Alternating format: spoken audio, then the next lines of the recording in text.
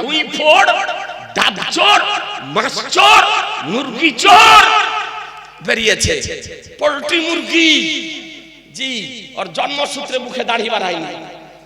বলছে আমি যদি 15 বছর বেঁচে থাকি তো পশ্চিমবঙ্গে একটিও মাজার রাখবো না, বুলডোজার চালিয়ে দিব। ওই একটিও মাজার রাখবো না। আমরা মাজার মান্য করি না, করি না? পীর ওলি আউলিয়াদেরকে মান্য করি না, করি না? করি। তো বলছে একটিও মাজার রাখবো না, বুলডোজার চালিয়ে দিব। চ্যালেঞ্জ করেছি মুসলমান যে তোর বাপ তো 40 বছর থেকে দেখছে, জোকার হাস্যকর, তোর বাপ তো 40 বছর থেকে দেখছে, 15 বছর কেন? তুই যদি 100 বছরও থাকিস তো আল্লাহর কোন ওলির মাজারের ইটে হাত দেওয়া তো দূরের কথা, তার প্রাচীরের ইটে হাত দেওয়া সম্ভব হবে না। আর যদি ইটে হাত যদি দিতে সুন্নি মুসলমান দেখে যদি নেয় তো তোমার পাঁজরের বাঁকা বাতাকে সোজা করে দেবে। তোমার পাঁজরের বাঁকা বাতা বাঁকা থাকবে না, সোজা করে দিবে। এ বেরাদার ইসলাম, একবার হাত দিয়ে দে। বর্ধমানের পার্শ্বে পাথর চাপড়ি, বীরভূম দাতা মাহবুব শাহ রহমাতুল্লাহ আলাইহির মাজারের একবার প্রাচীরের ইটে হাত দিয়ে দে, যদি তোর ভরির চর্বি যদি না গলিয়ে দেয়। বেরাদার ইসলাম বলছে একটিও মাজার রাখবো না। আপনাদেরকে বলতে চাই, আমার নবী একবার বিষ মিশ্রিত মাংস খেয়েছিলেন। এই ওয়াহাবিরা আপনার জালসাতে বলে বেড়াচ্ছে যে নবী ইলমে গায়েব যদি জানতেন তো বিষ মিশ্রিত মাংস কেন খেলেন? এই হাদিসটি কোনদিন শুনেছেন? শোনেননি? হাদিসটি শোনেন। হাদিসটি বুখারী শরীফ প্রথম খণ্ড 449 পৃষ্ঠায় বর্ণিত হয়েছে। ভারতীয় পীর, ভালো করে শোনেন, অনুরোধ করে বলছি। 449 পৃষ্ঠায় হাদিসের রাবী হযরত আবু হুরায়রা রাদিয়াল্লাহু তাআলা আনহু, যিনি সাহাবীদের মধ্যে সর্বাধিক হাদিস শরীফ বর্ণনা করেছেন, সব থেকে বেশি হাদিস শরীফ বর্ণনা করেছেন। তার নাম কি? জোরে বলেন না।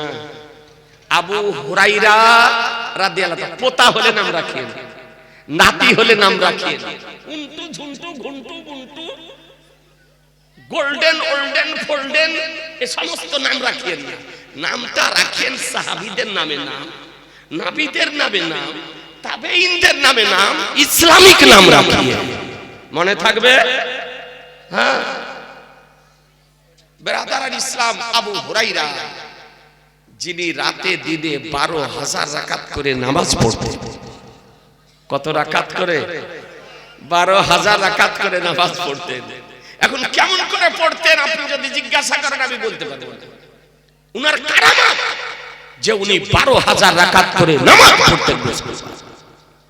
ও আবু হুরায়রা রাদিয়াল্লাহু তাআলা হাদিস শরীফ বর্ণনা দিতেছেন, বুখারী শরীফের হাদিস, যে নবী আমার খৈবরের যুদ্ধে গিয়েছিলেন।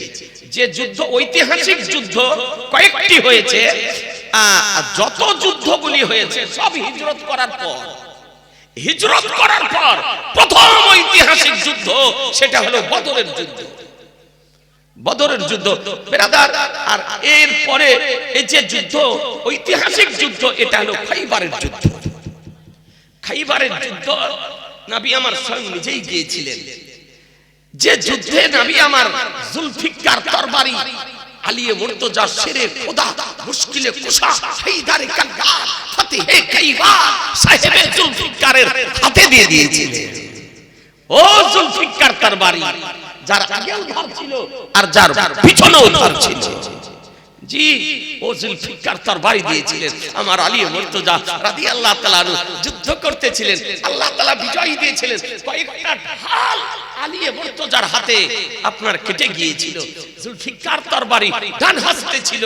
শেষ পর্যন্ত আলী মুর্তজা দেখলেন খৈবরের দুর্গের যে ফাটক, এই ফাটকে লাথি মেরে উখড়ে দিয়ে ঢাল করে ব্যবহার করেছে। এ দুর্গের ফাটকের ওজন কত ছিল? তো বলা হয়েছে 40 জন শক্তিশালী মানুষ যাকে নড়াতে পারতো না, এই রকম দুর্গর ফাটকের ওজন ছিল মুসলমান। সুবহানাল্লাহ সুবহানাল্লাহ। জি তাহলে আলীর কি ক্ষমতা আল্লাহ দিয়েছিলেন, পায়ের লাথি মেরে উখড়ে দিয়ে বাম হাতে উঁচু করে ঢাল করে ব্যবহার করেছিলেন খাইবারের যুদ্ধে। এ বেরাদার, এই জন্য খাইবারের মুজাহিদগণ তারা বলেছিলেন লা ফাতা ইল্লা আলী, লা সাইফা ইল্লা জুলফিকার। পৃথিবীর বুকে যুবক যদি থাকে তো সেরে খোদা আছে, পৃথিবীর বুকে তরবারি যদি থাকে তো জুলফিকার আছে। নারে তাকবীর।